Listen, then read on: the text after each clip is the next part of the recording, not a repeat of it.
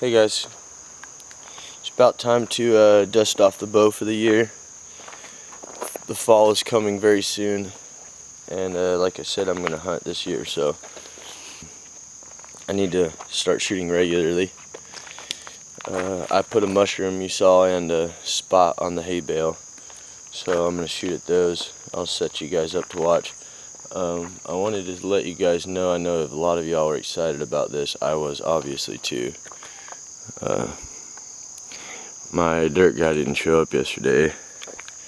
He was having problems with the radiator and he got it fixed, and it was raining all day and yada yada. Unfortunately, I only had one day off this week, so we could have pulled it off today if I was off 2 days, but so next week I'm off 2 days in a row. He said he could just get it over here today and we could do it early in the mornings and blah blah, but I'd rather be able to film it for you guys, so I told him let's just put it off for one more week. That'll give me 2 days. God forbid something happens, then we'll have an extra day to work on it. So sorry to get you guys all ramped up just to not get it done. I was obviously real excited too, so I'm equally as bummed, but that's okay, it's gonna get done, no worries guys. I'm gonna shoot, so let's shoot. It's a compound bow. It's made by PSE. I'm going to explain a little bit about it.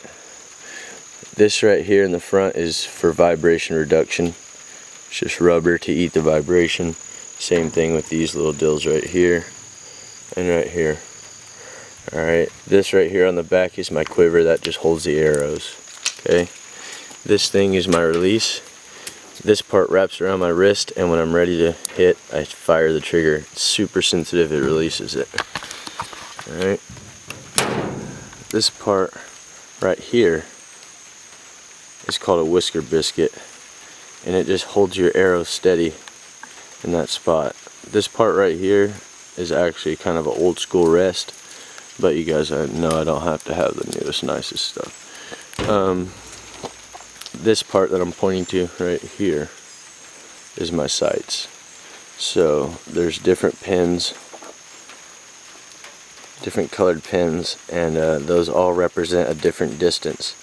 And usually it's like a 10, 20, 30, 40, 50. Some guys that shoot in further places like Utah and stuff like that might go like 10, 20, 40, 60, 80.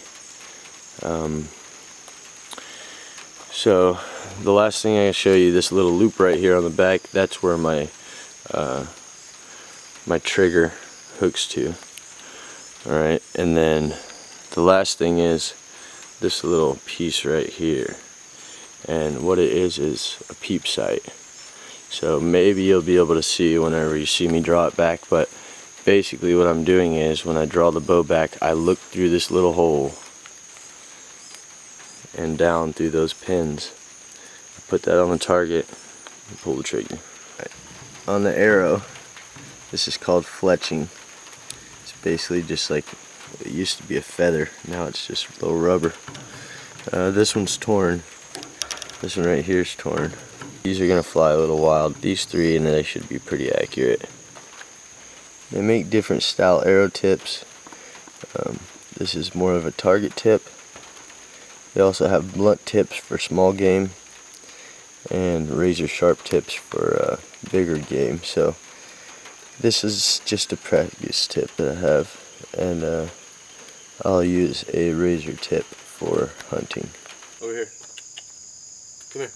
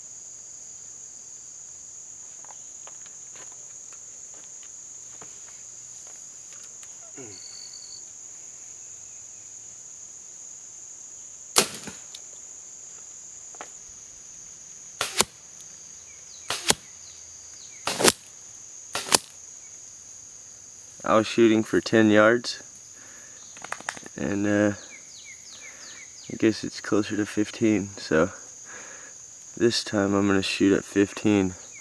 This arrow right here's fletching is torn, so it's going to fly a little wild. So is this one. So don't judge me too much. I need some new arrows before season starts.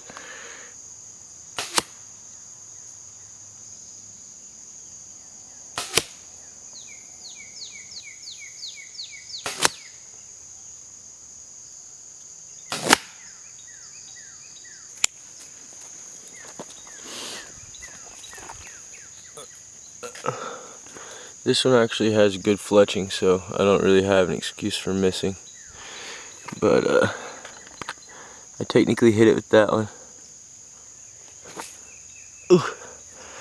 Come on, give me. This is the last arrow I shot. It actually has torn fletching, but you can see how big that mushroom is compared to my hand. And see if we can take it out without destroying it. And you can see how big that dot is compared to my thumb.